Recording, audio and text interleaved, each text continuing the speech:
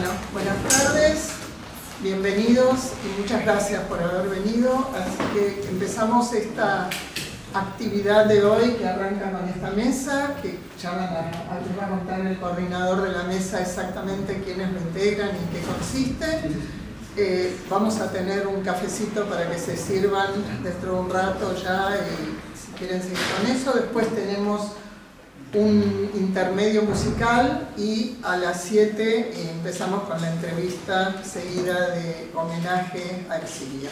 Así que esas son, y terminamos con un brindis. Así que esas son las actividades. Y bueno, quedan en manos de ustedes.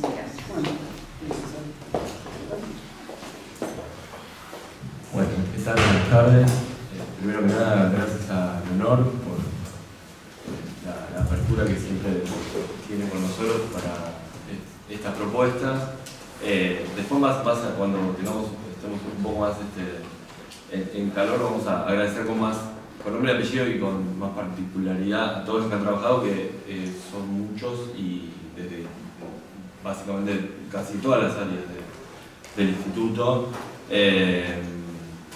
Simplemente para arrancar y contarles que en esta mesa vamos a hacer una primera aproximación al tango desde lo urbano, lo sociocultural, los imaginarios y algunas cosas de industrias culturales. Esta actividad se enmarca en el ciclo Tango Patrimonio, que este año organiza la Dirección Nacional de Museos y que constó de muchas charlas en general impulsadas por la gente del Instituto Carlos Vega, a propósito de los 15 años de la patrimonialización.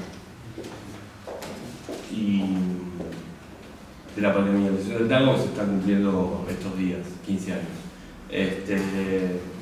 Nosotros vamos a, en principio, en la segunda parte, hacer un homenaje a Ercilia Moreno Chá, que fue investigadora del instituto muchos años y además fue también directora del Instituto Carlos Vega, y que cuando nos empezamos a poner a trabajar sobre el tema del tango este año, ya vamos a contar un poco más en detalle cómo fue que nos fuimos aproximando, descubrimos un material que es un libro editado que a su vez correspondía a la edición de las ponencias de una jornada que hubo acá en el año 93 en el instituto, que también era toda una no sé si originalidad, pero era un abordaje en ese momento interesante para el propio Instituto de Antropología trabajar sobre el tango como fenómeno sociocultural, y nos pareció interesante rescatarlo, y a partir de ahí, bueno, se empezaron a abrir otras cosas.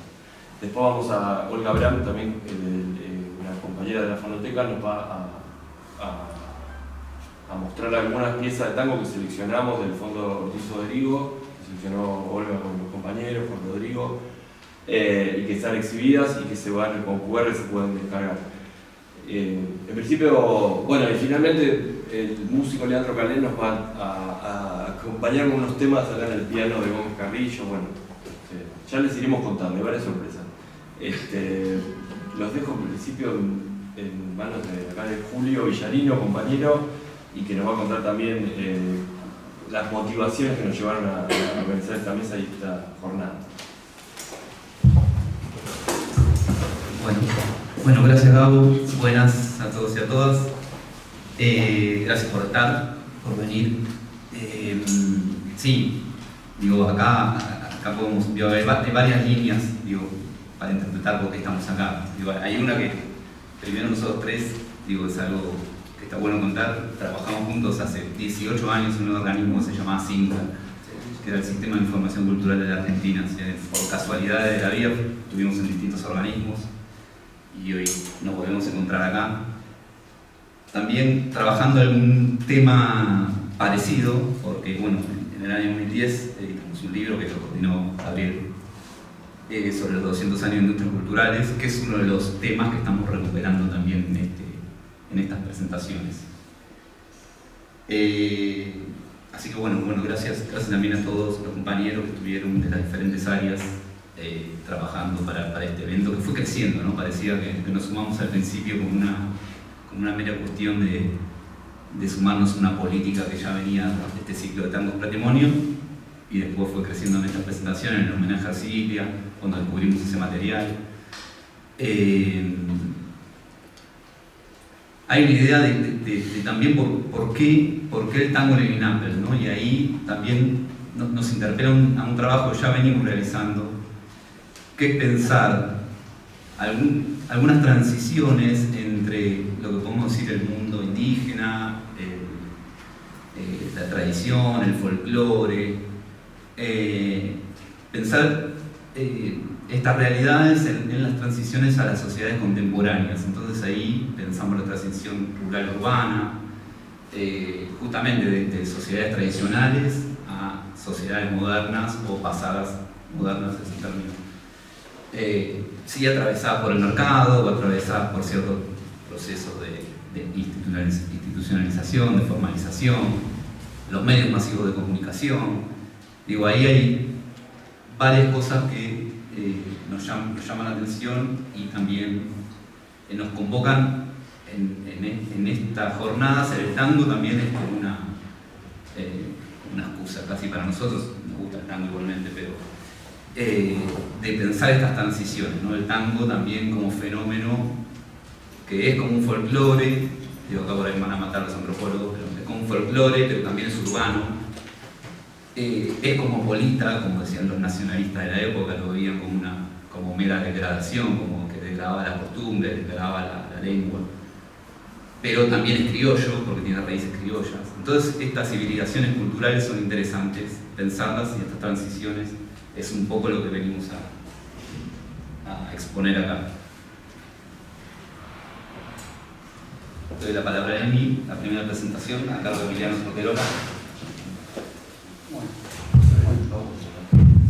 Bueno, ya... Sí, ahora. No, tenés que todavía no iba... Pero perfecto, no importa, aprovechamos ya. ¿Qué tal? Buenas tardes. Mi nombre es Emiliano Soterola. Me resta agregar a lo ya dicho por Gabriel y por Julio, que los trabajos que nosotros hoy estamos exponiendo van a ser publicados prontamente por la Dirección Nacional del Museo, así que todavía estamos un poco vendiendo a través de esta presentación 3 escritos que van a formar parte de un dossier en el que también participaron los compañeros Nicolás Fuente y Martín Yutis, que están acá presentes. Agradecemos también su participación y colaboración, como también a todos los compañeros y las compañeras del instituto que han puesto su esfuerzo, el área audiovisuales, el área de museos, prensa, etcétera, etcétera. Bueno, el título que yo que afronté, con el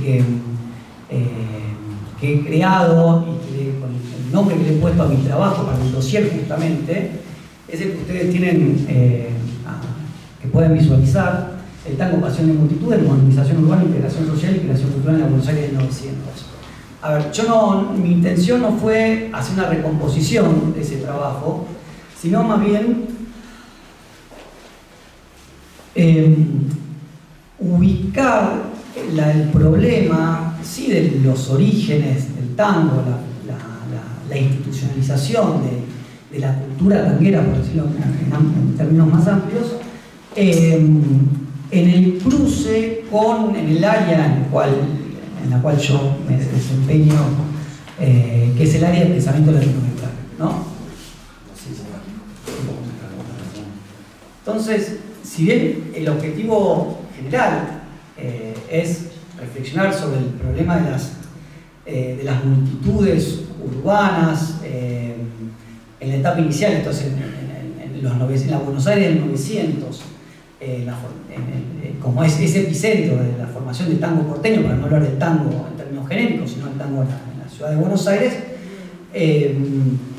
hago un recorte espacio-temporal, hago un recorte también del objeto en términos de tango porteño, pero además mi intención es leerlo a través, o hacer un ejercicio de abordaje, ya que, como dijo Julio, acá es una excusa el tango, hacer una hermenéutica, una problematización de lo que de alguna pieza o clave en el pensamiento latinoamericano de esa época.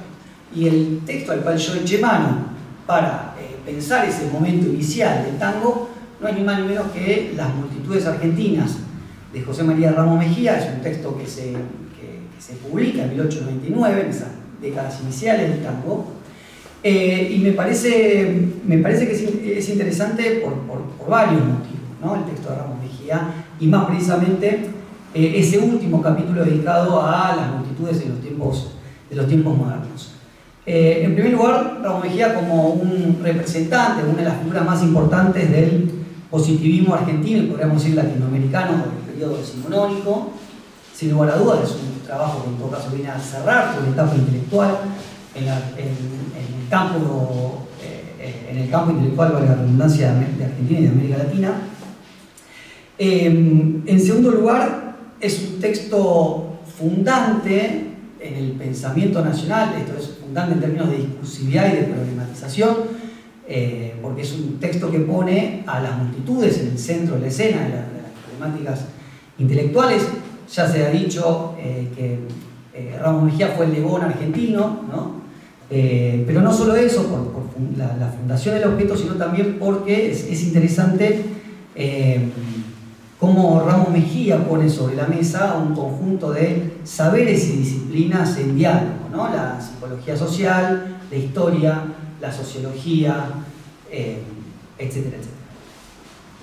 Y entonces a mí no me interesa hacer realizar un hallazgo histórico, ¿no? en torno a la formación del tango, porque ni tampoco me interesa hacer una recomposición historiográfica y reconstruir debates sobre qué actores han sido los que dieron lugar al tango y demás, sino pensar ese cruce entre Buenos Aires, el 900, la formación del tango, a partir o a la luz de el escrito de Ramos Mejía, ¿no? ¿En qué medida podemos releer Ramos Mejía a través de este objeto problema que es el tango?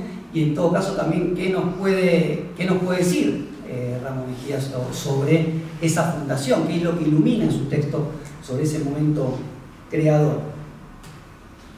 Bueno, a mí me interesa señalar en lo que hace a los aportes teóricos y metodológicos de las multitudes argentinas en el estudio sobre los orígenes del tango, tres cuestiones. En primer lugar, la idea de comunidad, ¿no? La multitud como una comunidad, no una comunidad orgánica, sino una comunidad más bien inorgánica, efervescente, difícil de asir, ¿verdad? Que ha sido central como fuerza en la construcción de la Buenos Aires moderna, ¿sí? Y porque la multitud se presenta como una instancia de reconstrucción o recreación de la pertenencia, la identidad y la solidaridad tras la pérdida de lo que en sociología llamamos la comunidad tradicional, premoderna, los grupos primarios en disolución, descomposición, crisis o amenaza. Por otro lado, la vitalidad que le otorga la psicología de las multitudes a este complejo o a esta categoría psicosocial. Quiero decir, las multitudes tienen una capacidad transformadora, hacedora, que de alguna manera pueden poner en jaque cualquier orden instituido, ¿no? Por eso el vitalismo que atrae, que magnetiza a Ramos Mejía, pero que al mismo tiempo le genera perplejidad y también temor, porque esas multitudes pueden ser también no solo conservadoras, sino también pueden ser revolucionarias, como fueron las multitudes de los tiempos patrióticos o las multitudes de la época de las guerras civiles en Argentina, etcétera, etcétera. Me parece interesante la cuestión de la vitalidad. Yo, por favor, váyanme marcando, si no empiezo y no termino. La cuestión del vitalismo por dos razones. En primer lugar, porque nos libera del individualismo metodológico. Esto es pensar que el tango, que fue creado por un determinado sujeto, determinada figura creadora, digo, para usar, Ramos Mejía discutía con Mitre, ¿no? ¿Saben? Pero podemos llevar esto al tango. El tango es un producto colectivo, anónimo, impersonal, ¿sí? Por un lado eso, no es un producto de los bailarines libres de los salones, ¿no? Podríamos hacer discusión con Vega. Y por otro lado, dado que es un fenómeno multitudinario, es también un fenómeno que tiene una naturaleza ubicua en su origen, ¿no? Es pluriclasista, pluriétnico, y eso hace también al conjunto de géneros, ritmos, estilos que convergen en la formación del tango. Respecto a la cuestión de la irracionalidad y el vínculo entre multitudes e irracionalidad, a mí sobre todo lo que me interesa destacar en este sentido es la importancia de lo imprevisto, lo espontáneo, de una sustancia que siempre está desbordando la forma, ¿no?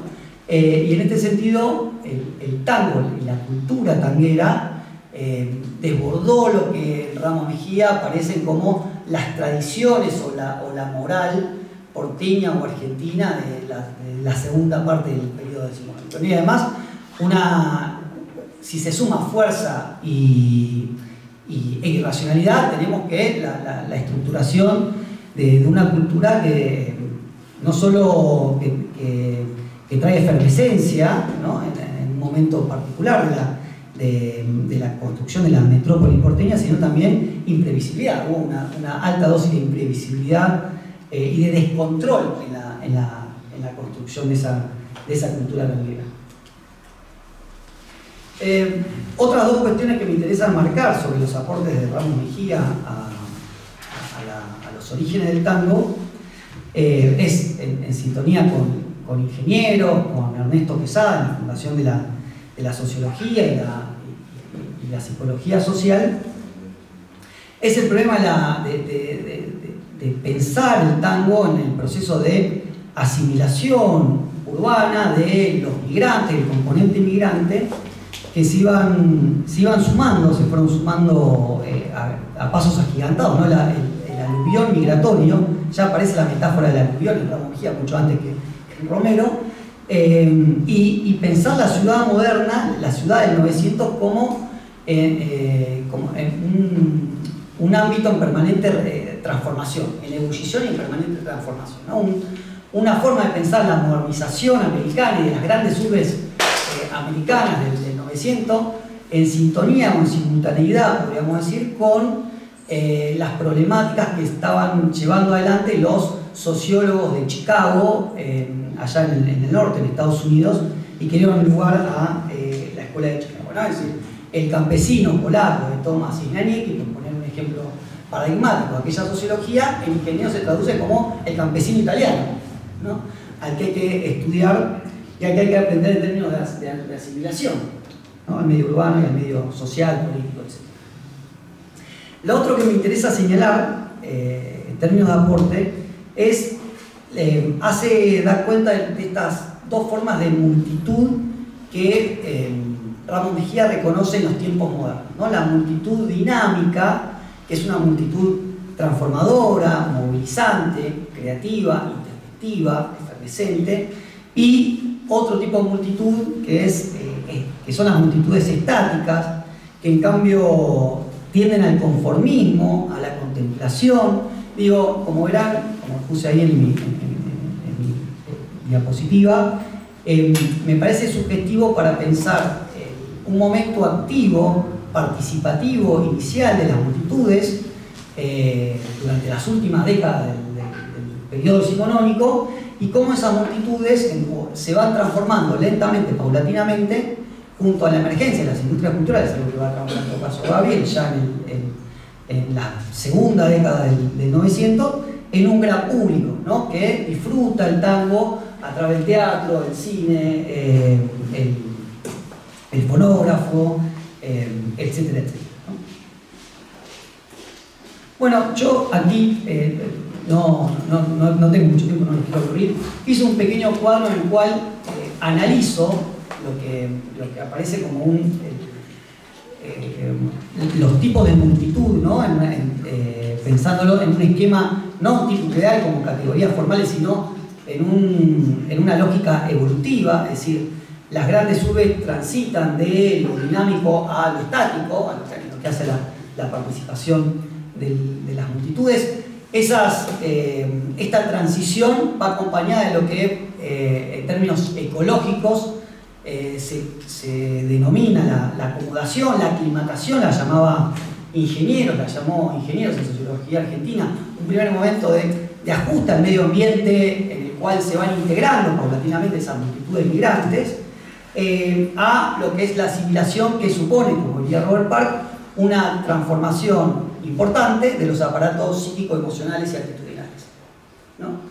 Entonces, lo que tenemos junto al tipo de multitud y a la transición de la acomodación, a la inevitable y deseada asimilación, porque hay un esquema normativo central muy fuerte, tenemos lo que son las características psicosociales y los distintos momentos que nosotros podemos pensar y podemos agregar al texto de Ramos Mejía sobre lo que hace a la institucionalización del tango.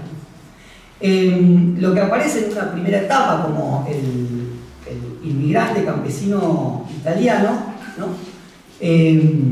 Ramos Mejía lo dota, por más que dice que es simple, rudimentario, le otorga la figura, la metáfora de anfibio, ¿no? De una figura plasmática, embrionaria, ¿sí?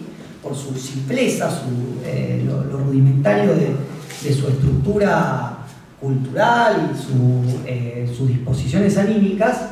Sí dice que son sujetos, una colectividad con una fuerte disposición a la sociabilidad, ¿no? Y trae consigo vamos a decirlo así, una cultura cívica, ¿no? Dice, esos migrantes inundan las calles, inundan los teatros, los circos, las festividades, en ese momento las romerías, los carnavales, ¿no? Eso me parece fundamental para entender la actitud positiva y participativa de los migrantes italianos, tal como lo lee Ramos Mejía en lo que podríamos llamar ciertas transformaciones culturales de la Buenos Aires de finales del siglo XIX, ¿no? Dice, de hecho, dice Ramos Mejía, ese migrante italiano vive más en la calle que ningún otro ciudadano en una urbe del mundo, ¿no? Le da una impronta cívica muy fuerte, ¿no? Y eso fue central para la construcción del tango como fuerza y como expresión cultural. Después tenemos un segundo momento, él habla de generaciones, pero podríamos hablar de etapas, ¿sí? El momento de la irrupción de la figura del guarango, entre cuyos tipos ubica el compadrito, ¿no? Que en verdad el compadrito es un subtipo del guaso, y dice así Ramos Mejía, dice que es un guaso espiritual morigerado por el contacto urbano, ¿sí? Y la constante sujeción al trabajo callejero, ¿no? Sigue estando presente este lugar del callejero y entreverse con otros culturales, otros sociales, que lo pone en contacto diario con todas las clases, ¿no? Con todas las clases, todos los grupos, etnias, naciones y demás, ¿no? ¿Cómo? Estamos en tiempo, bueno, tengo que ir cerrando. Digo esto porque me parece importante señalar esta disposición que aún ve con ojos conservadores Ramos Mejía en la figura del guaso, en la formación de lo que podremos llamar esas farras de la segunda parte de las últimas décadas del siglo XIX, las primeras milongas, el malevaje en los callejones, en las esquinas de los arrabales, etcétera, etcétera, ¿no? Y después viene el momento de lo que sería la construcción del ciudadano modelo, del ciudadano hecho gente, así lo llama Ramos Mejía, donde de pronto ese interés por el organillo y por mantener tradiciones que en verdad son negadas al tiempo, cuando le decía que venía sin nada, era simplemente un plama que pasó a ser anfibio y que ahora es un mamífero, ¿no? Siempre con esas metáforas biologicistas, Ramos Mejía, ¿no? Acá lo que hay es una construcción del ser nacional, ¿no? Que canta el himno, que participa en los rituales patrióticos, pero donde no aparece en ningún lugar la figura del tango como construcción genuina de esas multitudes que han migrado y que tras el contacto y las interacciones continuas con otros significativos fue dando lugar al tango, ¿no? Para concluir, me interesaría señalar lo siguiente, ¿no? Es decir, Ramos Mejía no pudo ver el fenómeno del tango, no es dicho, no es mencionado, y esto no es menor. El tango en ningún momento, en esos capítulos finales. ¿Por qué? Porque él está pensando básicamente en las multitudes políticas. Se pierde entonces de vista la dimensión cultural y por lo tanto la fuerza estética, creadora, creativa, artística de esas multitudes. Por otro lado, bueno, no es novedad pensar en Ramos Mejía como un elitista de la cultura y como un desprecio, como le baja el valor a la posibilidad que tienen los sectores populares, entre quienes obviamente estaban los italianos y la mayor parte de la colectividad italiana dentro de esos sectores, digo, la autonomía de lo popular a la hora de construir cultura, ¿no? En todo caso, porque siempre esas multitudes son disruptivas, son heroicas, pero tienen que ser conducidas, ¿no? Es decir, no hay lugar para esa autonomía que después, en todo caso, va a ser mucho tiempo después reconocida y enfatizada por las escuelas británicas y acá en América Latina luego de los 80. Lo que sí me parece interesante, bueno, como había dicho antes, es pensar la polaridad dinámico-estático en términos no evolutivos, sino como conceptos formales, vinculados entonces a la idea o a la figura, tanto teórica como empírica de la multitud. ¿Qué quiero decir con esto?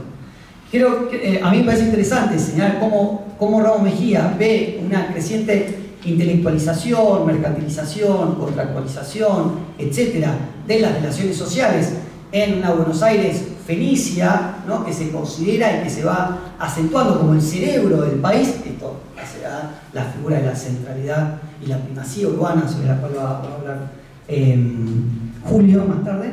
Pero al mismo tiempo me parece también interesante pensar cómo esa dinámica se mantiene a lo largo del tiempo, digo, más allá de Ramos Mejía, de lo que dice Ramos Mejía, no solo para pensar las distintas etapas y reconversiones que ha tenido el tango a lo largo de su historia, sino también para pensar las figuras, las multitudes dinámicas dentro de la esfera política, ¿no? Es decir, estaba al caer las multitudes radicales, el irigoyenismo, en esa Buenos Aires del principio del siglo XX. Bueno, eso es todo de mi parte. Espero haber hecho una pequeña contribución, más allá de lo escrito en el dossier, a esta mesa de inicio de la jornada. Muchas gracias.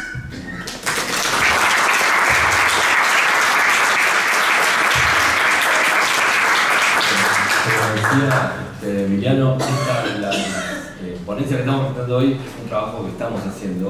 Agradecemos la presencia de María Inés Rodríguez, directora nacional del museo. Llegamos ahora. Y le decíamos que está en proceso esto, lo vamos a seguir trabajando, incorporando información. Y vamos a dar la palabra a Mario Sabugo, un invitado especial también del Instituto Busquiazo. Bueno, ahí está el comienzo de mi presentación. Básicamente es una investigación hecha, como voy a ser necesariamente muy sintético, quisiera decir algunas cuestiones respecto a entender las circunstancias y el sentido del trabajo. Es una investigación hecha como en el marco de mis estudios de doctorado en la Facultad de Arquitectura, Diseño y Urbanismo, teniendo de mi parte una trayectoria principalmente vinculada a la historia de la arquitectura y la historia urbana, y una vieja sospecha acerca de la significación de la cultura popular y del tango como contracara del pensamiento académico. Por lo tanto, esa fue mi oportunidad para hacer esta investigación, que titulé Aviesamente en contra de James Scott, cuyo libro célebre que funda la historia urbana se llama Del centro a los barrios. Y yo titulaba Los barrios al centro, con lo cual, por otra parte, no era infiel al tango, que habla principalmente del trayecto del barrio al centro. Y el trabajo básicamente es un estudio de las letras del tango, intentando desentrañar qué relato hace el tango de la ciudad. para sacar algunas conclusiones que adelanto, y es que en realidad el tango no habla en ningún momento de la ciudad, sino que habla del barrio y del centro, pero de la ciudad como conjunto nunca dice prácticamente nada, salvo las contadas excepciones. La segunda cuestión o condición o requisito del trabajo es, yo trabajé exclusivamente con las letras, es decir, no me embarullé, como diría el tango, ni con las imágenes, que por lo demás no son muchas en el tango, es decir, las representaciones de tipo iconográfico no son muchas comparativamente con las letras, quiero decir. Y trabajé con el tango rioplatense, otra cuestión que había que tener en cuenta, porque tango hay prácticamente en todo el mundo, hay producción de tango, y de Finlandia, Japón, y de Colombia, Francia, así que es tango rioplatense, particularmente rioplatense. Digo, para asociar a los uruguayos, que pasemos siempre casi sin pedir permiso, ¿no es cierto? Y bueno, ahí hay algunas imágenes que puse para evitar el choque que representaría no tener ninguna. Son las imágenes que dibujó a pedido mi amigo y colega Pancho Espineto. Y el trabajo consistió básicamente en ver cómo podíamos investigar la presencia y la articulación de,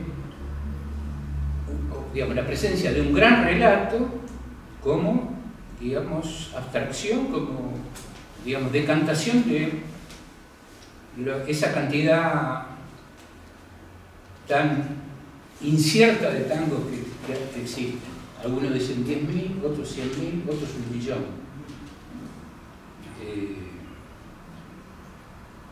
Cifra que quiere decir todo aquello que nunca se registró en Sadaí, pero que existió.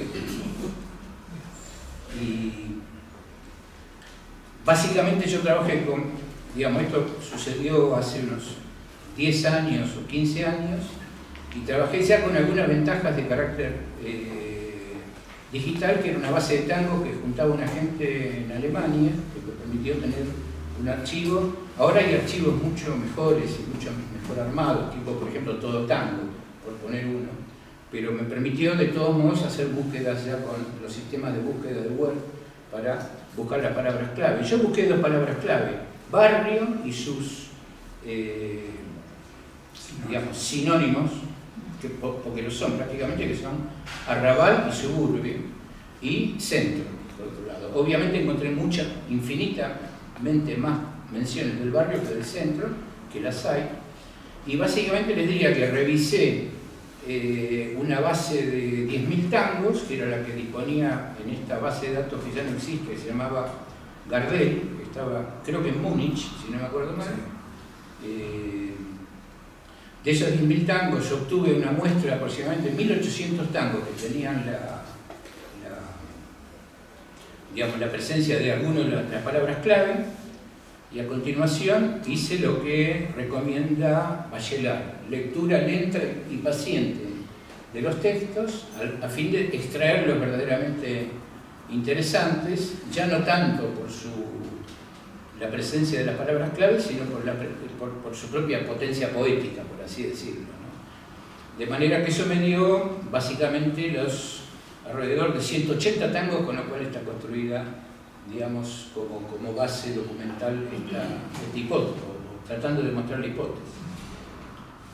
Siguiendo un poquito lo que dice Walter Benjamin, la organización de toda esa información fue una organización a la que le llamé metafóricamente organizaciones constelaciones, es decir, empecé a ver cómo se podían agrupar los contenidos asociados a la idea de barrio o de centro, y progresivamente, viendo que eran contenidos, los de barrio y centro, claramente antinómicos, Dios y el diablo, blanco y negro, eso es barrio y centro en el campo, difícilmente haya conciliaciones de eso, y todo un conjunto de asuntos, por un lado antropológicos y por otro lado materiales, que podían ir siendo asociados a uno u otro de esos polos. Clara, por ejemplo, cuestión material muy clara: la casa. La casa está en el barrio y el palacete está en el centro.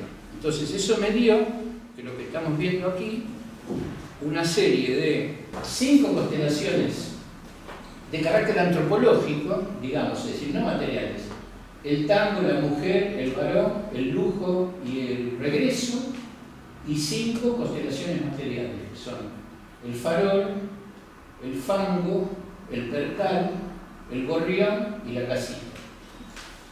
Son constelaciones en el sentido de Benjamin, queriendo decir, no es que estén en el tango, yo los he agrupado así.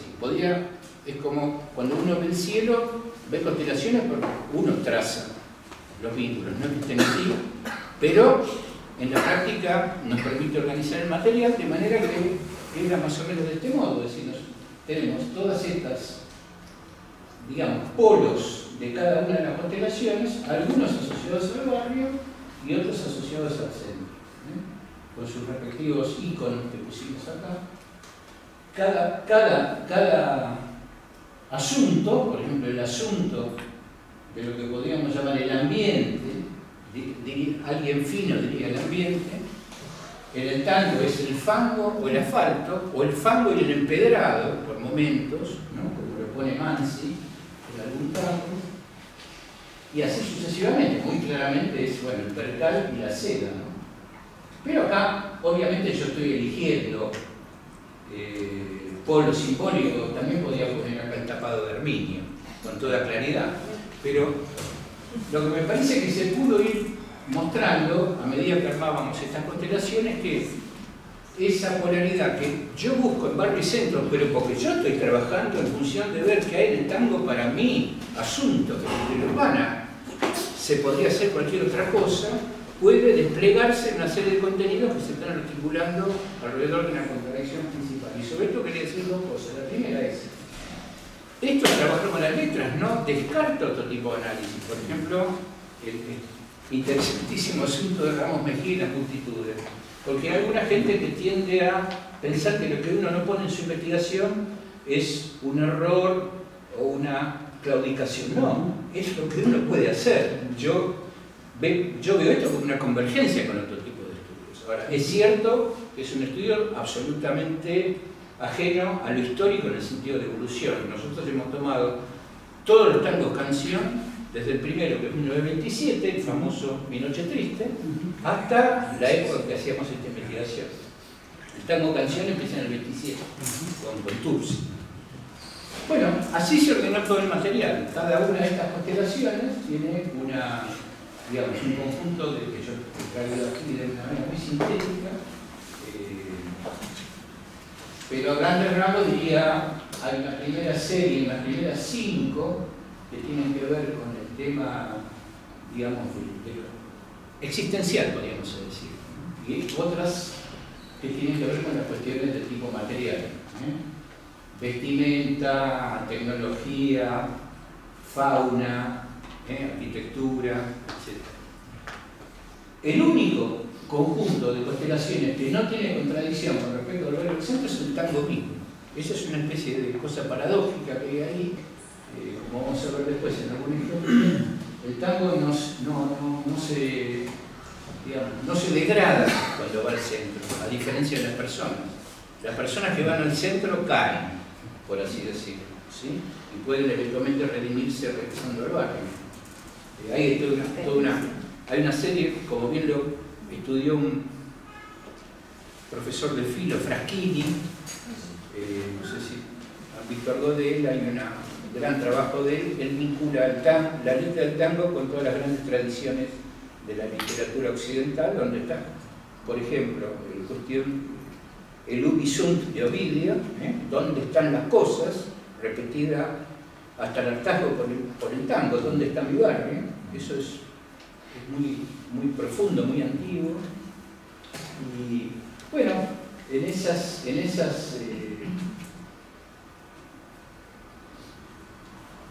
digamos, en estas constelaciones que de alguna manera son metáforas del barrio, ¿no?, y del centro, está lo que me parece que es la demostración que el tango presenta un gran relato sobre en este caso sobre la ciudad, y cuya primera conclusión es que el tango no ve una ciudad como conjunto integrado y homogéneo, ve el barrio y ve el centro, y algunas que son como un ultracentro, que son París y Nueva York, ¿no? Y eventualmente el barrio norte, que por momentos asume la función de centro, pero no hay nunca un pensamiento sobre la ciudad en su conjunto. como si lo hay, por ejemplo, porque me vino al cuento ahora, como en el inicio de la Dan Buenos Aires hay una visión de la ciudad en su conjunto, pese a que está visto desde Villa Crespo. No se ve eso en el tango. Digo esto en general, siempre está dicho en general. Bueno, y hago pequeños ejemplos de cada una de las constelaciones. Esto es el mundo del tango. El tango es maleo, ahí ya vemos la cuestión de una cierta forma de la condición masculina, y el tango es melodía de arrabal. Bueno, el tango es el arrabal, es el barrio. Es idéntico el tango local. Pero, por ejemplo, en este tango ya no tan conocido de Mazzaroni, que bien te queda, se dice que el tango se ha ido del suburbio, y sin embargo, digamos, vistiendo el funky te va a entregar. Qué bien te queda el tango argentino, es decir, el tango no pierde su condición, por así decirlo, su omnipotencia al ser localizado en el centro, y una versión de eso también es el tango de París. El tango triunfa en París, ¿no? Es presentado en la Academia de París, etc. Pero en los demás sí hay una fuerte antinomia. Aquí tenemos el tema, por un lado, de la pebeta, es decir, la mujer del barrio es la pebeta, o la novia, eventualmente, como en Mansi, y por otro lado, el tango es, digamos, denuncia de la mujer que se entrega a las tentaciones del centro, ¿no? Por eso, esta mujer, que en general se llama milonguita en el tango, podríamos decir pebeta contra milonguita, es la que dejó el barrio, es la que se ubicó en el centro, con todos estos otros atributos. Gozaste un fuerte, un viejito de sacaste, y dejaste el percal con la seda de Suárez. Como ven, es decir, hay una conexión de la vestimenta con el barrio o el centro, pero a su vez hay una conexión entre las constelaciones. En cuanto al varón, tenemos por un lado el muchacho del palacete de Celedonio Flores, el que le atribuye a la providencia haber tenido fortuna para vivir en un palacete que es central, que se dedica a los vicios, la plata, etc. Y al que le reprocha que no trabaja con el sentimiento, sino más bien con, digamos, la entrega a los lujos y a los vicios, y con una palabrita que algunos creen que es reciente, ¿no? Y que reaparece una y otra vez. Y a este muchacho, que podríamos llamar el niño bien, tomando un bastante célebre tango que creo que es montevideano, claramente se contrapone como figura del barrio el malevo, o el guapo, el compadrito, podríamos decir también, el hombre de honor, el hombre que está interesado en que siempre se lo respete, como dice García Saraví, sencillo y vertical, duro y alzado, ¿no? Pero que está fuera del mundo del lujo, del palacete, y lo interesante para él es el honor. Así que tendríamos, como vimos, mujer, varón, tendríamos el lujo con el alma. Este es un tango del alma, el arrabal amargo de Lepera, arrastro mi alma, ¿no?, en el arrabal, y tenemos el lujo como cuestión del centro, que precisamente no está en el barrio, es lo de Eladia, ¿no?, en este caso.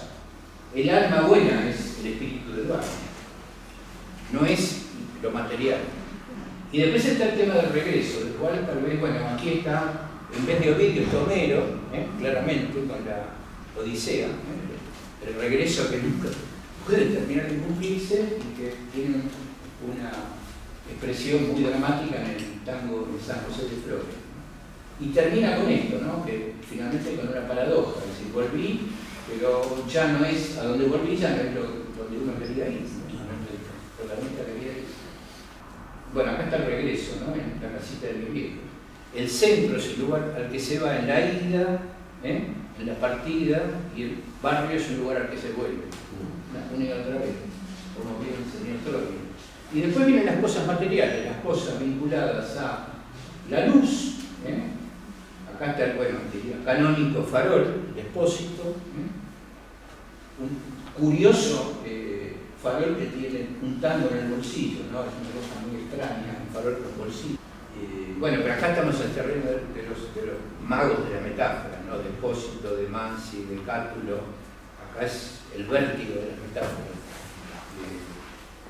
Pero está claro que el farol es la luz del barrio, una luz más bien mortecina, nocturna, tímida, podríamos decir, y de otro lado hay una luz en el centro que es una luz enceguecedora, enloquecedora, es la que embarulla, la luz que embarulla, y que por ejemplo Cadícamo la pone como este siglo de Neolux. Neolux, yo no sabía lo que era, así se decía los tubos fluorescentes en la época de Cadícamo, de este tango de Cadícamo, ¿no? En la época de Cadícamo vivió por 100 años, así que no se puede decir la época de Cadícamo. Bueno, esto está en cuanto a la luz. Hay muchas otras cosas con esto, pero hay una idea que recorre el asunto y es que el barrio no tiene mucha luz. Si tiene una luz, como en el mejor de los casos, suficiente. Y que el centro tiene una cosa abrumadora, enloquecedora, que hoy, si lo permiten la observación, aparece más bien con el cuento de la seguridad. Es decir, la cuestión de la iluminación a rajatabla, pero creo que está vinculado con estas cuestiones también. Después tenemos el tema, diríamos, ambiental.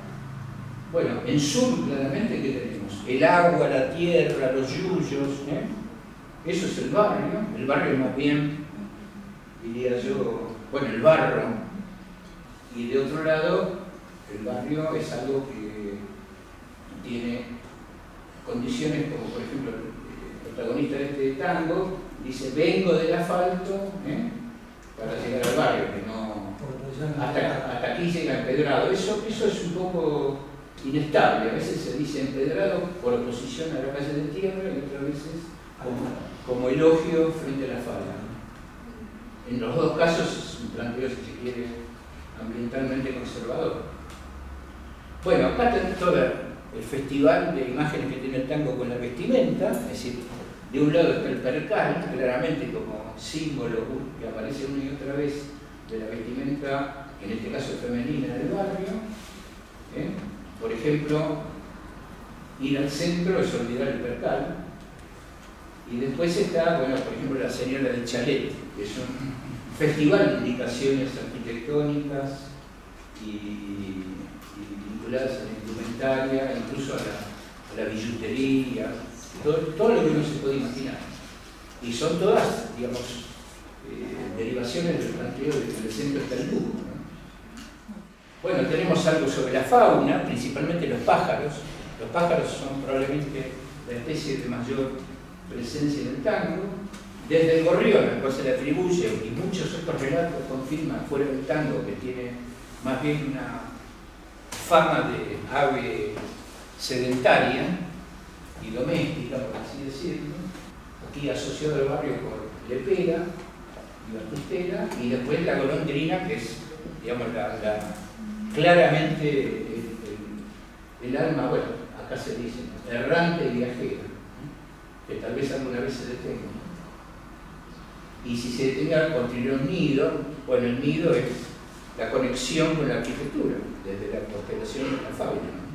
Bueno, acá ya estamos en la arquitectura, hemos visto el palacete en la letra de Celedonio Flores, pero hay otras, digamos, versiones de la arquitectura en el centro, como por ejemplo el apartamento que estamos viendo aquí, algunas formas del bulín central, y claramente los rascacielos, que ya a partir de los 30 ya el tango empieza a introducir en su iconografía, por así decirlo. Acá hay un rechazo justamente de todo eso. El centro es lo que es, pero también a la manera de París, que sería la manera de los palacetes, Plaza San Martín, y la manera de New York, Avenida Corrientes, el barrio. A mí déjame mi barrio de Casita de Pareja. Ahí aparece barrio y centro, claramente es palacete contra casita. En general todos los diminutivos indican una intención afectuosa en todos los órdenes, por eso la casita nunca es casa, a secas. Bueno, y esa es la correlación que hemos visto y creemos que más o menos nos cerró para mostrar qué nos dice el tango y algunas pequeñas conclusiones que quiero, por observaciones es, bueno, nosotros hacemos un análisis, digamos, sincrónico, no hay momentos, ni épocas, ni nada por el estilo. Lo hemos dejado así, no negamos otras hipótesis. Después, como dije antes, hay barrio y centro, no hay ciudad ni urbe, si se quiere, y que todas las constelaciones, si uno las pudiera vincular de manera extraordinaria, nos llevarían a lo que yo llamo un núcleo ético-mítico, nos llevaría a una narración que tiene un conjunto de valores, que dice, las cosas han sucedido de tal y tal manera, y dentro de esta narración ha habido cosas que han estado bien y otras han estado mal. Eso es un núcleo ético-mítico, y si podemos reconocerlo como tal, allí tenemos una cultura, al fin y al cabo. Una cultura no es otra cosa que un núcleo ético-mítico. Y después quería hacer la observación que cualquiera puede hacer innumerables otras observaciones partiendo de otra antinomia. Nosotros elegimos la de barrio y centro porque nos venían a colación por nuestra localización académica. Cualquiera puede mezclar estas basas y ponerlas en otra configuración. Por fin les quiero decir dos cosas. Solo por haber leído esto de Cátulo, esta correlación metafórica de Cátulo, yo ya me hubiera dado por hecho en investigación, porque es una locura, es una locura. Es decir, si uno se deja llevar por eso, llega a un mundo que no, donde ha perdido la cordura. Hay una mano, es una magnolia, que se desmaya en un fango que está en el barrio, y además ese barrio es un hermano. Es una locura metafórica la de Cátulo, y por eso a uno le llama la atención que algunos célebres investigadores, intelectuales argentinos, cuando estudian los mediados del siglo XX, digan alegremente que, por ejemplo, no hubo una gran poesía en la Argentina o en Buenos Aires durante, pongamos, la década del 40. Y dicen, pero ¿cómo? Este muchacho, muchacha, en realidad, nunca leyó a Mansi, o a Cátulo Castillo, o a Mel Expósito, o a Discépolo. ¿Cómo puede afirmarse semejante cosa? Bueno, pero nosotros tuvimos la suerte de leer estas cosas y muchas otras a lo largo de la investigación, que solo por eso nos hubieran complacido. Por lo demás, si alguno de ustedes quiere meterse mucho más en esto, el libro está editado por Café de las Ciudades, que es una editorial vinculada sobre todo a cuestiones urbanas, y está ahí, lo pueden conseguir con facilidad en la propia editorial o en Mercado Libre, desde luego. Bueno, nada más. Bueno, mi presentación se llama La Aglomeración Sonora de Buenos Aires, Expansión Metropolitana y Consolidación del Tango. Empiezo mi presentación acá presentando una frase de un geógrafo estadounidense que habla de la posmodernidad, de las ciudades en esta era posmoderna, y se las paso a leer. El cinecismo connota las interdependencias económicas, psicológicas y las sinergias creativas, así como también destructivas, que surgen del agrupamiento intencionado y de la cohabitación colectiva de la gente en el espacio en un hábitat. Bueno, ¿por qué esta frase? Porque de alguna manera, retomando lo que decía Emi de los múltiples y difusos influencias del tango, en la constitución del tango, digo, y no me quiero meter con eso porque es justamente un fango que quiero evitar. Desde el punto de vista muy psicológico, o sea, no estaría ni apenas capacitado, pero sí, bueno, pensar esta heterogeneidad social, cultural, que se da en la metrópolis, que se está constituyendo Buenos Aires, que pasa a ser de casi una pequeña aldea a una gran metrópolis en muy, muy pocos años. Ahora vamos a ver algunos datos. Entonces pensar eso, ¿no? A partir de este concepto del cinecismo, esta tendencia a la aglomeración, que crea sinergias, como dice acá, creativas, y pensar el tango como un producto cultural propio de este cinecismo, ¿no? de esta sinergia creativa. Bueno, también, acá citando a Vega, que justamente nos dice que el tango es un episodio coreográfico musical que termina y se abre en una de las antiguas corrientes de la danza occidental. Cronológicamente es un hecho de fin de siglo y pudo desarrollarse solo y una única vez en la segunda mitad del siglo XIX. Geográficamente solo pudo darse entonces en la ciudad de Buenos Aires. Como danza concreta y definida, tiene 3 momentos decisivos: el de formación, el del lanzamiento de París, el de la imposición universal con una fuerte lucha en su patria. Bueno, acá Vega justamente lo que hace es remarcar una determinación geográfica concreta, ¿no? Y un tiempo también. Fines del siglo XIX, Buenos Aires, digo, como condición de nacimiento, de surgimiento del tango. Digo, retomando esta idea del cinesismo, ¿no? Tuvo un lugar concreto y un tiempo concreto donde nació. Estas 3 etapas, lo que yo hago es tratar de encontrar algunas coincidencias espacio-temporales entre estas 3 etapas que determina Vega, de la formación, lanzamiento del París y de la imposición universal. O sea, ligar este proceso de consolidación y surgimiento del tango con lo que está pasando en Buenos Aires. Bueno, entonces la primera sincronía es el surgimiento del tango, fines del siglo XIX, y lo que denominamos, bueno, el aluvión migratorio, el aluvión urbano, la etapa aluvional, diría José Luis Romero. ¿En qué consiste esto? Bueno, ¿qué está pasando en Buenos Aires? Pasa de 1870 a tener 180.000 personas, 190.000 personas en 60 años, a 1930, más de 2 millones, casi 200.000 personas. O sea, es un crecimiento en 60 años del 1.065% de la población. Ese es un crecimiento que está muy por encima de otras ciudades también. Incluso, si ustedes ven acá la tabla, en 1870 Buenos Aires tenía menos población que La Habana, tenía menos población que Ciudad de México, y bueno, en pocos años la supera holgadamente. Bueno, acá también mostramos algo que la jerga técnica desde el punto de vista del urbanismo se llama primacía urbana, que justamente demuestra esto, ¿no? Como Buenos Aires va ocupando un lugar cada vez más importante dentro del propio territorio nacional.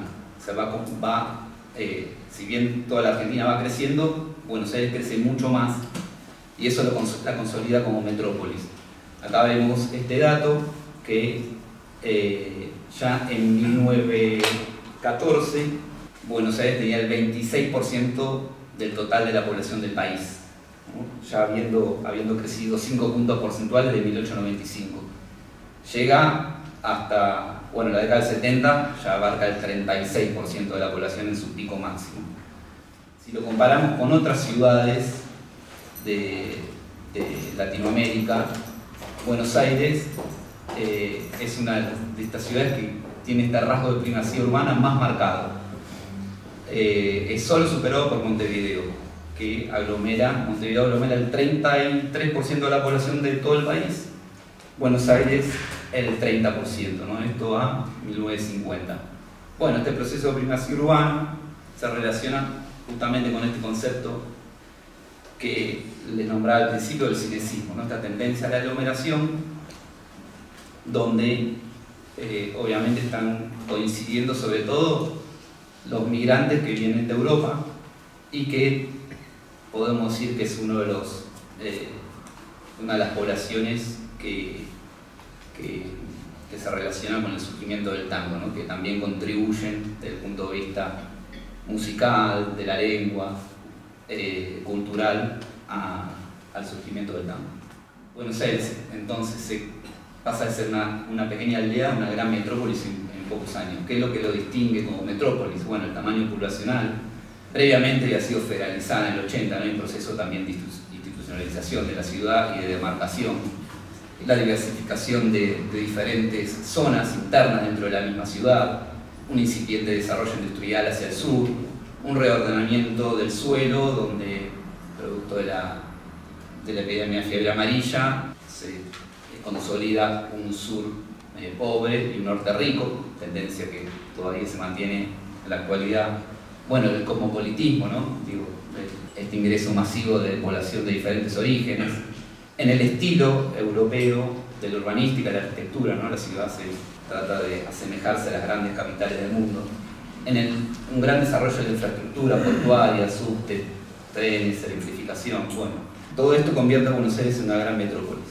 Entonces, luego de esta primera coincidencia, ¿no?, entre el surgimiento del tango y la explosión demográfica, trae una nueva sincronía, una nueva coincidencia espacio-temporal, que es el triunfo del tango en París y la celebración del Bicentenario, donde, por un lado, bueno, todo este proceso que nos nombraba recién de modernización urbana, de equipamiento, de infraestructura, todo es para presentar en el Bicentenario la ciudad como una metrópolis a nivel global.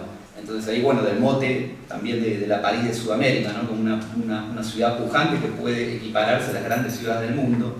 Justamente en el 10, ¿no?, la celebración del Centenario, justamente lo que Vega dice, al mismo tiempo será el triunfo del tango en París, entre 1910 y 1913. Digo, hay una relación ahí como espacio-temporal que coincide. Bueno, y ahí tuvo una influencia francesa en todo lo que es tanto la urbanística como la arquitectura, ¿no? Está el plan de Haussmann, que fue el plan en París que reformó toda la ciudad, donde se demolieron y construyeron los grandes boulevards, las grandes vías de acceso. Todo eso tuvo mucha influencia en toda la urbanística y en todos los planes de renovación urbana que se dieron para Buenos Aires.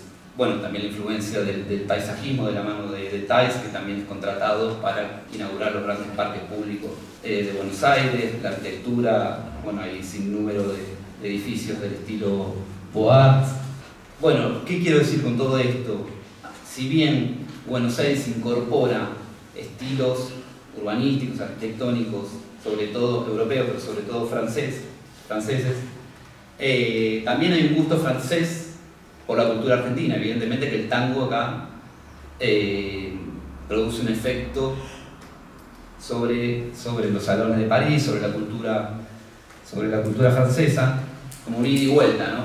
Hay un autor que plantea justamente que en las metrópolis periféricas los fenómenos culturales a veces son mucho más significativos, mucho más innovadores que la cultura de las metrópolis centrales. Bueno, acá hay como un intercambio, ¿no? Como Buenos Aires parece ser que exporta la cultura argentina hacia París. Incluso hay como una inversión, de alguna manera, desde el punto de vista simbólica del poder.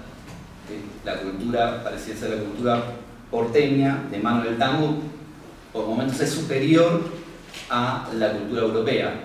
Digo, el tango, Madame Yvonne, dice la francesita calcé de Francia, ¿no? Más allá de la farronería, la canchereada, y digo, hay como un orden que invierte el poder simbólico, ¿no? Entonces, bueno, Buenos Aires como metrópolis toma de Francia, pero también presta, ¿no?, en estos intercambios simbólicos culturales. Bueno, y hay una tercera sincronía que tiene que ver con la consolidación de Buenos Aires, tanto del área central como de los suburbios, del barrio, y a la vez se da la consagración del tango como música masiva. Entonces, por un lado, desde el punto de vista urbano, tenemos la refundación del centro de Buenos Aires, con un nuevo eje cívico metropolitano, que es la avenida 9 de Julio, la apertura de la calle de Corrientes, el obelisco, que le dan un nuevo centro a la ciudad. Y esto determina una postal urbana, digo, a modo de lo que decía Mario, esta idea simbiótica entre el centro y el tango, por un lado, donde se instala una postal ultra conocida, ¿no? Esto, la idea del obelisco con el tango ya queda como una imagen, una postal totalmente mimetizada. Pero bueno, lo más importante acá, en este proceso de expansión metropolitana, es la expansión suburbana, donde antes había, digo, campos, zonas de quintas, la ciudad se va expandiendo y se consolida justamente entre los años 20 y 30, que se da el completamiento de la grilla, el almacenamiento de la ciudad totalmente. Surgen los barrios, o sea, el suburbio, que si bien Mario dice, bueno, son como sinónimos, yo lo tomo como que el suburbio en realidad es más indiferenciado. El suburbio es la ciudad en expansión, ahora el barrio ya es una identidad, los barrios ya con nombre propio son una identidad ya establecida, y ahí tiene que ver mucho en la formación de esa identidad, la conformación de esa identidad, el tango, la literatura, el fútbol, pero el tango especialmente, la letra del tango, que hablan justamente del barrio, le dan identidad al barrio, y también le dan identidad a los propios inmigrantes, que ya no son inmigrantes, ya son habitantes, se vuelven habitantes de la ciudad. y también se vuelven habitantes decentes, ¿no? Si antes el inmigrante era visto como algo peligroso, el inmigrante anarquista, socialista, que podía ser peligroso, el tango le da cierta decencia, ¿no? Esta idea del hogar, del hogar, de la calidez de la madre, de las primeras infancias, vuelve este fenómeno barrio, lo vuelve decente y a la vez vuelve decente a los inmigrantes, también vuelve decente al tango. Un proceso de adecentamiento sobre esta figura del barrio de la mano del tango. Y además, bueno, obviamente que, bueno, como ya dijo Mario, le dio bastante letra, ¿no?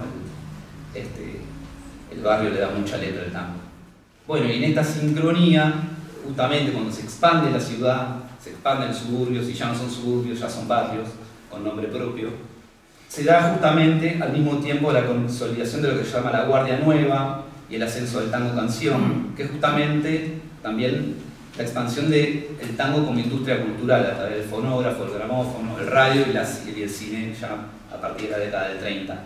Y a la vez, esta expansión metropolitana al suburbio y a los barrios, también al mismo tiempo están creando un público de consumo masivo para esa industria cultural naciente, cuyo uno de los principales géneros es el tango.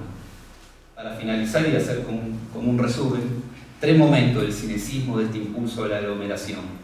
Un primer momento, el aluvión demográfico, que está basado en esta heterogeneidad étnica, ¿no? Musical, idiomática, diferentes personas que vienen de muchos países.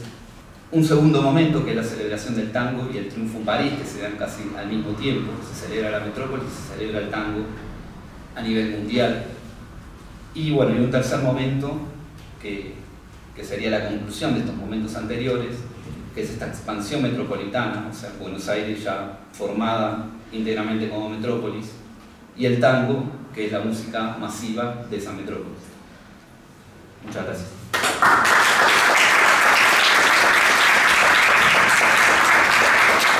Pero bueno, para terminar un poco este primer núcleo de reflexiones acerca de multitudes, muchedumbre, como planteaba Emiliano, Mario Sabú, que ya se había adentrado más en toda la simbología de las letras de tango, y Julio, que reponía toda la información que en parte es la que de alguna manera nos termina como de ligar al instituto, a la agenda de temas y de investigación del instituto, porque es un poco construir, un poco en base a lo que planteaba Emiliano respecto del modo en que los pensadores de ese último momento del siglo XIX, pero también nos pasó con Vega, con Rojas, como todos se enfrentan como un abismo frente al tango, como un poco lo desean, un poco lo rechazan, un poco se asombran, y todas las derivaciones.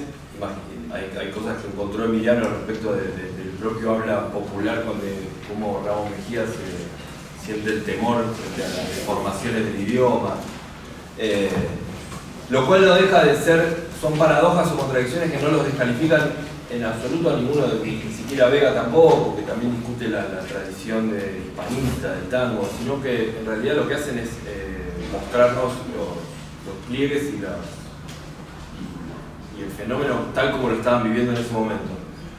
Yo me corro un poco más adelante y ya retomando a partir de lo que planteaba Julio del proceso de urbanización de Buenos Aires y este salto cualitativo y cuantitativo que tiene la propia ciudad en el marco de América y en relación a esas dos grandes ciudades de ese momento, que son París y Nueva York.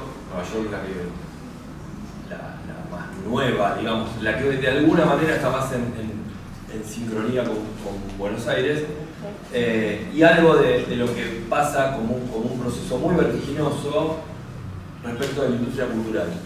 El personaje quizás emblema de todo esto es Gardel, en su propio recorrido, digamos, del barrio al mainstream, diríamos hoy, de esa industria que en sí mismo la trayectoria del propio Gardel podría llevarnos horas. Hay un fenómeno que nosotros lo venimos pensando asociado al proceso de urbanización, que hoy quizás con un marco teórico más sofisticado se puede pensar. ¿Qué le pasaba a esos habitantes en la ciudad cuando empiezan a producirse algo tan chiquito y tan milagroso como diferir la escucha de una canción, de una música, del momento, digamos, del fogón o del vivo, como había sido a lo largo de toda la humanidad, a empezar a hacer a través de un artefacto? Ahí hay un salto como, en principio técnico, que ya produce una experiencia humana novedosa, nueva, que va a empezar y va a tener hasta el día de hoy sucesivos cambios hasta cognitivos, pero que evidentemente a esas muchedumbres que empiezan a habitar una ciudad incipiente, que en cambio muy vertiginoso, también impacta en su modo de expresar, de sentir, de poetizar la propia vida. Nosotros lo pensamos ese proceso, ese pasaje de la música en vivo a la música grabada también como algo muy casi a la par de la propia urbanización. Vamos a decir algunas cuestiones respecto de la radio, pero siempre hay como un desfasaje cuando se trabaja en la industria cultural entre la invención técnica y la popularización o la masificación. Eso puede pasar décadas, no es inmediato. Y así fue pasando en todo el siglo XX en diferentes momentos. El sonido, la música quizás fue de todas las artes la que más mutaciones tuvo a nivel de artefacto. Lo voy a pasar más rápido porque, digamos, lo había citado a Benjamin Sabugo. Claramente Benjamin trabaja sobre quizás se lo asocia más al arte plástica, pero en el caso de la música seguramente la idea de la copia como algo que puede llegar a desvirtuar en realidad la obra de arte. Sin embargo, en el caso de la reproducción técnica de la música, abre una serie de posibilidades y de mudanzas espaciotemporales, este diferimiento, y ni hablar a partir de que el propio artefacto permite esta escucha diferenciada. Ahora, no es solo ni la invención ni el artefacto, ni lo que va pasando en la cabeza de todos y de cada uno a partir de esto, sino, bueno, hay un montón de cuestiones que se reflexionan muchísimo sobre el propio desarrollo del sonido, o sea, qué pasa con el sonido en la escena doméstica, en la calle, como decía Emilio respecto de qué pasa con los idiomas. El lunfardo es claramente es producto de ese intercambio comunicativo de esas primeras, segundas generaciones que empiezan a tener que comerciar en la calle, pero a su vez después hay lo que pasa con el arte, que es la mímesis, que es escuchar o leer el habla, espejos en los cuales nosotros escuchamos lo que otros dicen de nosotros o nosotros mismos decimos, y eso va mutando. Gardel es el que de manera muy rápida emblematiza esa evolución de las primeras grabaciones. Hay mucha información acá, pero en 1912 graba para Columbia sus primeros 15 temas. Como decía Julio, en el 13 aparece el tango, pero rápidamente es llevado a París y el mercado argentino entra en París de una manera muy fuerte. Eso, hay un montón de datos, cómo impacta eso en la radicación de fabricantes de aparatos de música, reproductores, y cómo se va desarrollando. Ahora tenemos algunos datos.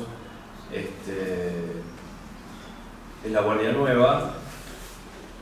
Y concomitante con esto, tenemos en el 20, casi también como de una forma pionera en relación a, porque estamos casi en línea con Estados Unidos, la primera radio en Argentina. En agosto del 27 es la célebre transmisión de los Locos de la Azotea, los pioneros, pero ahí entran no solo los aficionados, sino que empieza como a funcionar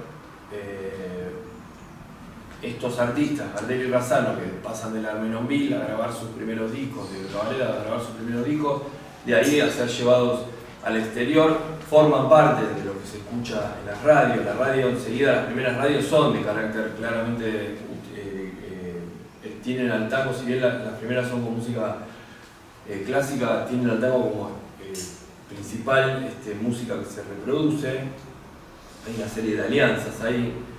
Y algo que es importante cuando uno habla de industria cultural, no es solo la reproducción en serie o masiva de la música, sino que los fabricantes de las radios, de los artefactos radios, de los aparatos, de los gramófonos, son los que están haciendo dinero, están haciendo un negocio con esto. O sea, hay algo que no se puede separar.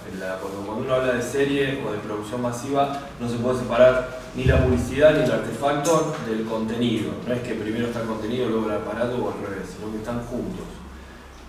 Esto se da, como también se mencionó, en relación al fútbol, ni más ni menos, como entre otros contenidos principales de la radio, además del tango y además del teleteatro. Hay una serie de datos que, igual que la población, acompañan de manera asombrosa. La cantidad que en una década de discos que llegan principalmente de Alemania, luego de Estados Unidos. En 1908 ingresan 800.000 docenas de discos y ya un año después son más de casi 3 millones. Los aparatos de discos también. Durante los primeros 7 años ingresan 40.000 unidades y solamente entre 1908 y 1913 cerca de 200.000. Y luego cilindros y discos 10 millones, o sea, mientras que en los años, o sea, apenas 10 años antes había 2 millones de discos, en pocos años se multiplica la cantidad de discos y aparatos. Y finalmente aparatos de radio, que esto sí, recién, si bien empieza las primeras transmisiones son del 20, pocos años después aparecen varias radios con eje en la capital. También se reproduce esto de la primacía urbana, que prácticamente no cambió en un siglo, que las cabeceras de las radios están acá. Y los aparatos de radio pasan de 125.000 en 1925 a 600.000 en 10 años, y en la década siguiente explotan 5 veces más, ¿no? Que es como le llaman la época de oro. Estamos hablando de una sociedad que entre los 20 y en realidad antes, como se venía diciendo, pero que claramente entre los 20 y los 40 termina de estabilizar su ecología urbana y demográfica, dando lugar a fenómenos mucho más intensos que se darán una década después. Tenemos, algo que se ha pensado mucho y trabajado mucho, que es la doble migración, ¿no? La migración de ultramar y la migración interna, que en Buenos Aires termina como de cuajar y de construir este fenómeno sociocultural que se expresa a través del tango. Por último, una referencia que es importantísima, todos estos tangueros que mencionaba Mario, que son de alguna manera producto de este fenómeno sociocultural urbano que está explotando, son los primeros que se dan cuenta, como nos contaba Atilio Stampone, de lo que está pasando con la música que ellos vienen produciendo y reproduciendo, lo que va pasando en la radio, en las primeras etapas del cine, lo que pasa en los propios cabarets y en los restaurantes, y en contacto ya ellos con Europa, principalmente Francia y con Estados Unidos, son quienes impulsan la implantación, sobre todo en Buenos Aires, del derecho a autor. Hay ahí, nosotros justo en el trabajo que estamos haciendo, rescatamos una entrevista que le hicimos a Atilio Stampone en 2010, él fue varias veces presidente de SADIC, y nos contaba de qué manera se adoptan las primeras legislaciones sobre derecho a autor. Básicamente la ley madre es la 11723, que es del 33, la ley de propiedad intelectual, que ha tenido varias reformas, pero sigue siendo la ley emblemática. A partir de ahí se crean SADIC y argentores, son los tangueros y los teatristas los que primero impulsan esta. Y no es casualidad, porque son los que están dominando ese mercado masivo y los que exigen que se les pague por.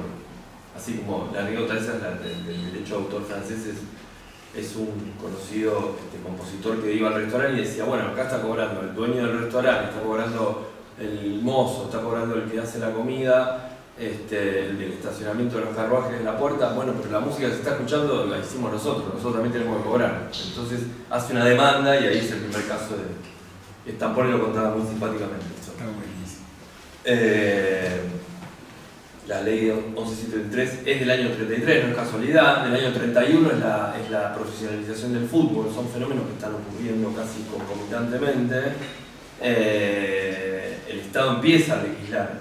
La ley del 33, para los que trabajamos en cultura, no solo es la ley casi principal, digamos, que regula el fenómeno, sino que la propia Comisión Nacional de Cultura, si bien tiene otros antecedentes, es producto de la ley 11723 y es igual que el registro, y es el antecedente de la Secretaría de Cultura de la Nación. Es una época, los 30, que siempre se la suele ver de muchas maneras,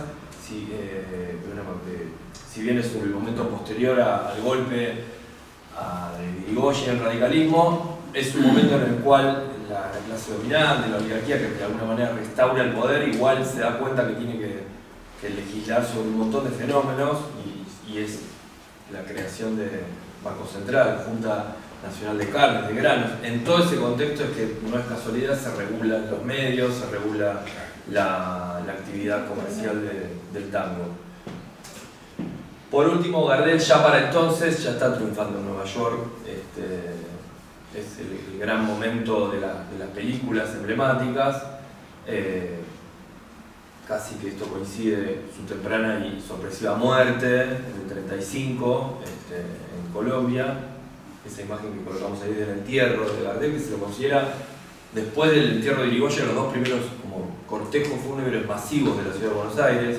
Hay una filmación del Mitre de 1906 que es bastante imponente, pero son como los dos grandes velatorios. Esto ya muestra un poco como el largo proceso que narraban Emiliano y Julio, que es como esa sociedad que migró 30, 40 años antes, despide a su figura emblemática, absolutamente popular. Ya estamos hablando del Buenos Aires masivo, popular, y que va desde ahí, desde Callao de Corrientes hasta Chacarita, donde lo despide. No vamos a ponernos sentimentales, pero bueno, hay unas cartas. Después cuando tengamos el cuadrito se los vamos a compartir. Pero desde el Luna Park desde el Luna Park. Fue el Luna Park. Claro, porque lo velaron en el Luna Park. Lo velaron en el Luna Park. Exacto. Ahí es una carta que Gardel escribe desde París, donde está ahí triunfando en los cabarets, habla de los franchutes y habla de cuando ellos tocaron por primera vez en el Armenoville, si te acordás del julepe que tenía. Ahora aquí convertido de repente en un señor, me doy cuenta que con todas las fulerías, en el viejo Armenoville estábamos entre gente igual a nosotros, que sentían el tango tanto como nosotros mismos. Aquí en cambio el botán es una moda pasajera y caprichosa como todas. Entérate, para cantar tango hay que vestirse de gaucho.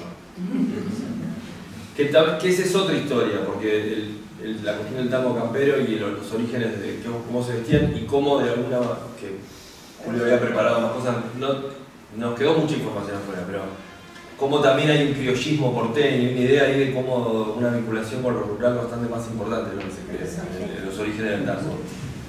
Cómo se vestían, el uso de la guitarra, de la ropa. Bueno, no es casualidad, y esto es una hipótesis que conversábamos, muy pocos meses después de la muerte de Gardel, Canaro termina de lograr que le presten atención, evidentemente, y se funda SADAIC. O sea, hay un fenómeno importantísimo que se termina de, si bien había pasado ya 3 años de la ley de propiedad intelectual, ellos, y son posteriores argentores, y todos los que venimos nombrando son sus fundadores, Homero Mansi, Cato Castillo, Discépolo, son ellos los que fundan SADAIC, y la misma casa SADAIC se replica en prácticamente toda América Latina. Ellos viajan a México, viajan a Brasil, les enseñan, les pasan los estatutos a todos los músicos de la época. Bueno, con eso estamos terminando, básicamente.